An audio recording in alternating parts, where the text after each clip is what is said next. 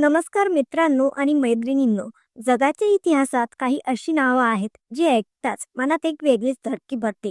पण एक ताकद अशी आहे जी तलवारीच्या धारदार पात्यावर नाही तर थंड डोक्याने खेळल्या गेलेल्या बुद्धीच्या जोरावर अख्खं साम्राज्य उभं करते.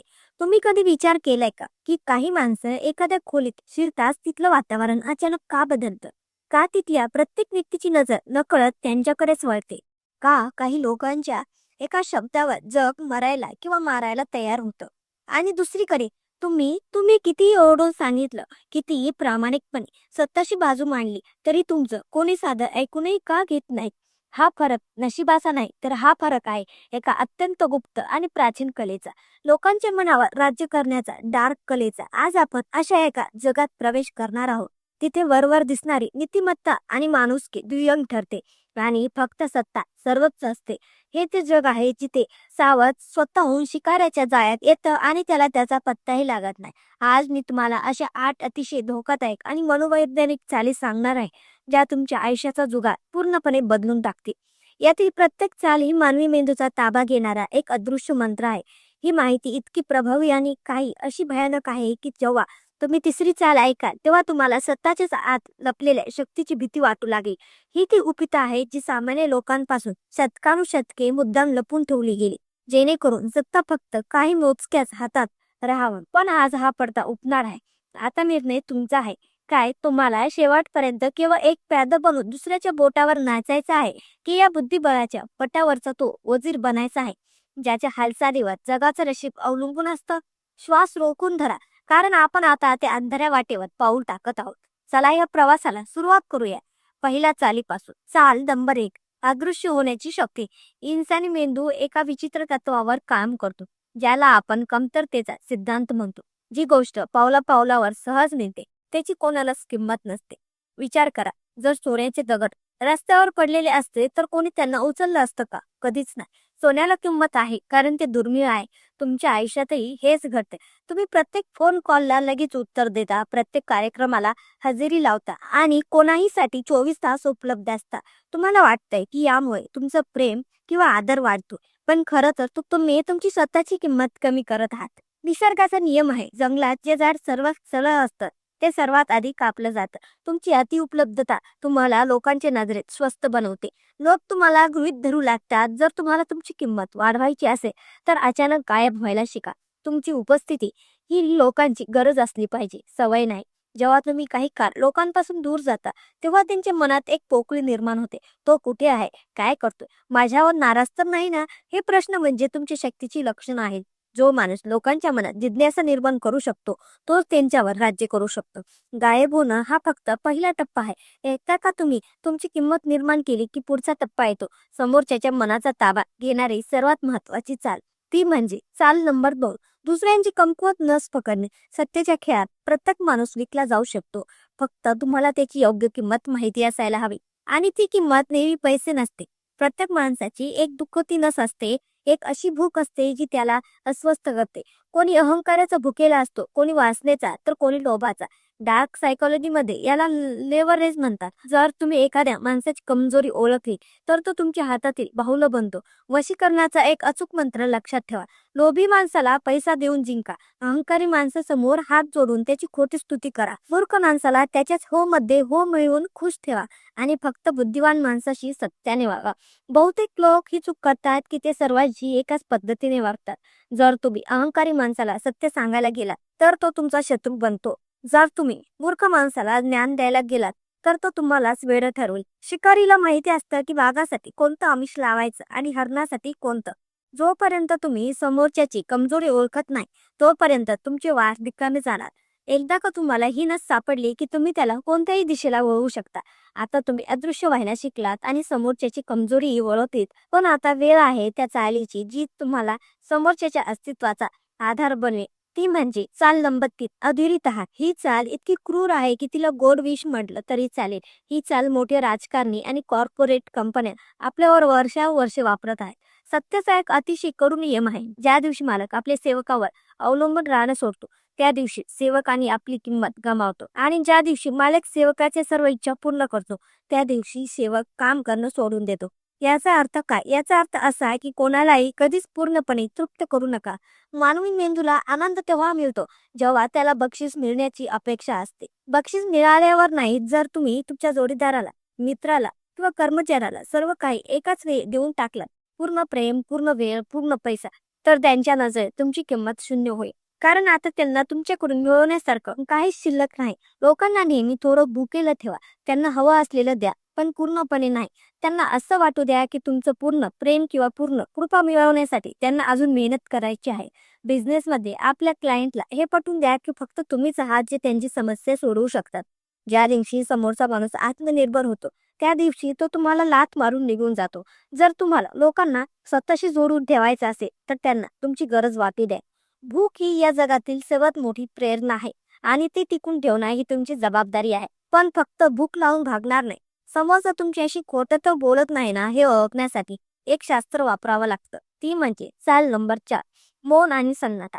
जगातील सर्वात अस्वस्थ करणारी गोष्ट कोणती माहिती आहे? गोंगाट नाही तर शांतता.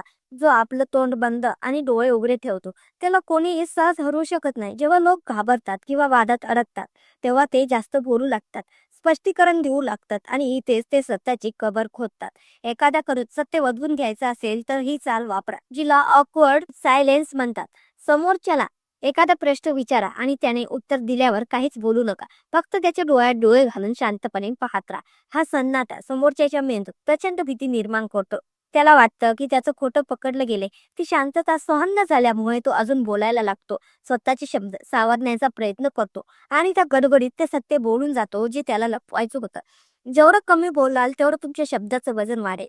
कमी बोलणाऱ्या माणसाला लोक रहस्यमयी आणि बुद्धिमान समजतात, तर बडबड करणाऱ्याला मूर्ख. आपली जीभ ही एखाद्या तलवारीसारखी आहे. ती मानेतच शोभते. विनाकारण तलवार फिरवणारा योद्धा नसून मदारी असतो. कधी कधी शांत राहणं ही सर्वात मोठी चाल असते. पण पुढच्या चालीत आपल्याला शांत राहून एक वेगळाच अवतार धारण करायचा आहे. ते म्हणजे चाल नंबर 5, मूर्ख बनण्याचे नाटक. ही चाल दिसायला विचित्र आहे, पण सर्वात प्रभावी आहे. मानसशास्त्र सांगतं की जर तुम्ही खूप हुशार असाल तरी जगासमोर थोडे बेवकूफ बना. लोकांना हे दाखवायला आवडतं की ते किती स्मार्ट आहे. जेव्हा तुम्ही तुमची हुशारी लोकांच्या तोंडावर मारता, तेव्हा तुम्ही त्यांच्या अहंकाराला दुखवता आणि दुखावलेला अहंकार एक भयंकर शत्रू तयार करतो. डार्क सायकोलॉजीचा नियम आहे, तुमच्या सावजाला असं वाटू द्या की ते तुमच्यापेक्षा जास्त स्मार्ट आहे. जेव्हा समोरच्याला वाटतं की तुम्ही भोळे किंवा मूर्ख आहात, तेव्हा तो सावध राहणं सोडून देतो. तो त्याचे प्लॅन्स, त्याच्या युक्त्या तुमच्या समोर मोकळेपणाने मांडतो. कारण त्याला वाटतं हा मूर्ख माझं काय वाकडं करणार. आणि नेमकी हीच ती वेळ असते जेव्हा तुम्ही सर्वात मोठा वार करायचा असतो. इतिहासात अनेकदा शत्रूला हे भासवले गेले की समोरचा पक्ष कमकुवत आणि हतबल आहे आणि जेव्हा शत्रू गाफील राहिला तेव्हाच त्याचे साम्राज्य उद्ध्वस्त केले गेले. मीटिंग्समध्ये किंवा शत्रूच्या समोर कधी कधी एखादा साधा प्रश्न विचार, थोडे गोंधळलेले दिसा, त्यांना जिंकल्याचा आभास होऊ द्या. शिकारी कधीच ओरडत येत नाही, तो जुडपात लपवून शांतपणे आपल्या संधीची वाट पाहतो. जिंकणं महत्वाचं आहे, हुशार दिसणार नाही. पण जर तुमच्या विरुद्ध एखादा गट तयार झाला असेल तर तिथे फक्त मूर्ख बनून चालणार नाही. तिथे तुम्हाला वापरावी लागेल एक विषारी चाल. ती म्हणजे चाल नंबर 6, भेद नीती. जेव्हा तुमचा शत्रू तुमच्यापेक्षा जास्त बलवान असतो किंवा जेव्हा लोक एक होऊन तुमच्या विरोधात उभे राहतात, तेव्हा त्यांच्याशी प्रत्यक्ष लढू नका. त्यांना आपापसात लढवा. यालाच म्हणतात भेद नीती. आपण ऐकलंय की एक ते बळ असतं, म्हणून एक चतुर माणूस सर्वात आधी ती एकटाच मोडतो. माणसाची सर्वात मोठी भीती कोणती माहिती आहे? विश्वासघात. तुम्हाला फक्त त्यांच्यामध्ये संशयाचं एक छोटं बीज पेरायचं आहे. समजा 2 मित्र तुमच्या विरोधात आहेत, तर एकाकडे जा आणि अत्यंत काळजी दाखवत म्हणा, अरे तो दुसरा तुझ्याबद्दल काहीतरी विचित्र बोलत होता, पण मी त्याला गप्प केलं. तो काळजी नको करू, बस एवढं पुरेसं आहे. तुम्ही काय बोलला यापेक्षा तुम्ही त्यांच्या डोक्यात कोणता व्हायरस सोडला हे महत्वाचं आहे. आता तो आपल्याच मित्राकडे संशयाने पाहू लागेल. त्याचं लक्ष तुमच्यावरून हटून एकमेकांवर जाईल. त्यांची ताकद संपेल आणि ते आपापसात लढूनच नष्ट होतील. जशी लाकडाला आतून लागलेली वाळवी अख्ख्या लाकडाचा भुगा करते, तसंच अंतर्गत कलह कोणत्याही ग्रुपला संपवतो. शत्रूला कधीच एकत्र येऊ देऊ नका. त्यांच्यामध्ये एक अदृश्य भिंत उभी करा. तुम्ही आता शत्रूला फोडायला शिकलात, पण स्वतःची दहशत कशी टिकून ठेवायची यासाठी एक वेगळीच पद्धत लागते. ती म्हणजे चाल नंबर 7, सापाचा फुटकार. समाज आपल्याला शिकवतो की नेहमी नम्र राहा, दयाळू बना, सर्वांना माफ करा. पण सत्तेचं शास्त्र सांगतं की सापाकडे विष असो वा नसो, त्याने फुटकार सोडणं कधी सोडलं पाहिजे. जर तुम्ही नेहमी चांगलं बनून राहिलात तर हे जग तुम्हाला चगून थुंकून देईल. आदर प्रेमातून मिळत नाही, आदर खूप म्हणजे धाकातून मिळतो. मानवी स्वभाव असा आहे की तो त्याच गोष्टीची पूजा करतो ज्याची त्याला भीती वाटते. आपण अग्नीला नमस्कार करतो कारण तो जाळू शकतो. आपण समुद्राला नमन करतो कारण तो बुडवू शकतो. ज्या माणसाकडे कोणाचे नुकसान करण्याची ताकद नसते त्याच्या चांगुलपणाला लोक कमजोरी समजतात. जर लोकांना हे माहिती असेल की तुम्ही कधीच पलटवार करणार नाही तर ते तुमच्या सीमा ओलांडत राहतील. म्हणून कधीतरी स्वतःमधील राक्षसाला बाहेर काढणं गरजेचं असतं. जर कोणी तुमचा अपमान केला तर त्याला माफ करू नका. त्याला असा धडा शिकवा की पुढच्या वेळी तुमचं नाव काढता नाही त्याची रूह कापली पाहिजे. तुमच्या दयेला किंमत तेव्हाच येईल जेव्हा लोकांना तुमच्या क्रोधाची कल्पना असेल. शक्तीशिवाय असलेली शांती म्हणजे फक्त एक विनोद आहे.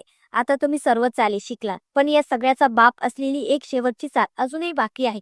ती म्हणजे चाल नंबर 8, भावनात्मक वैराग्य.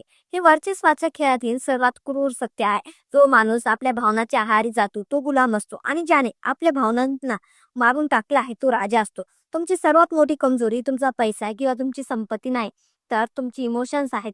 शत्रू तुम्हाला तेव्हाच हरवू शकतो जेव्हा तो तुम्हाला राग आणू शकतो, तुम्हाला रडूही शकतो किंवा तुम्हाला लालच देऊ शकतो. ज्या दिवशी तुम्हाला कोणाच्या येण्याने आनंद होणार नाही आणि कोणाच्या जाण्याने दुःख होणार नाही, त्या दिवशी तुम्हाला जग जिंकण्यापासून कोणीही रोखू शकणार नाही. याला स्ट्रॅटेजिक डिटॅचमेंट म्हणतात. जेव्हा तुम्ही एखाद्या व्यक्तीशी किंवा गोष्टीशी खूप जास्त जोडले जाता तेव्हा तुम्हाला ती गमावण्याची भीती वाटते आणि ही भीती तुमच्याकडून चुका करून घेते. एक खेळाडू खेळाला खेळासारखं खेळतो. तो जिंकला तर उड्या मारत नाही आणि हारला तर रडत नाही. तो फक्त पुढची चाल खेळतो. आपल्या हृदयाला एका लोखंडी तिजोरीसारखं बनवून ठेवा. चेहऱ्यावर नेहमी एक हलकं स्मित हास्य असू द्या, पण डोळ्यात बर्फासारखी शीतलता ठेवा. तुमच्या आत काय चाललंय हे जगाला कधीच कळू देऊ नका. रहस्य बना, शून्य बना आणि मगच तुम्ही आनंद होऊ शकाल. तर या होत्या 8 चाली ज्या तुम्हाला गर्दीतून वेगळं करून सत्तेच्या शिखरावर नेऊ शकतात. लक्षात ठेवा, ज्ञान ही अशी तलवार आहे जिला मान्यात ठेवला तर गंज चढतो. या गोष्टी फक्त ऐकण्यासाठी नाहीत, तर त्या आत्मसात करण्यासाठी आहेत. जग हा एक बुद्धिबळाचा खेळ आहे आणि तुम्ही ठरवायचं आहे की तुम्हाला प्यादं बनायचं आहे की खेळाडू. तुम्ही यातील कोणती चाल सर्वात आधी वापरणार आहात? तुमचं उत्तर कमेंट मध्ये नक्की कळवा. कारण लक्षात ठेवा, खेळ अजून संपलेला नाही, तो तर आद कुठे सुरू झालाय आणि सावध राहा. धन्यवाद.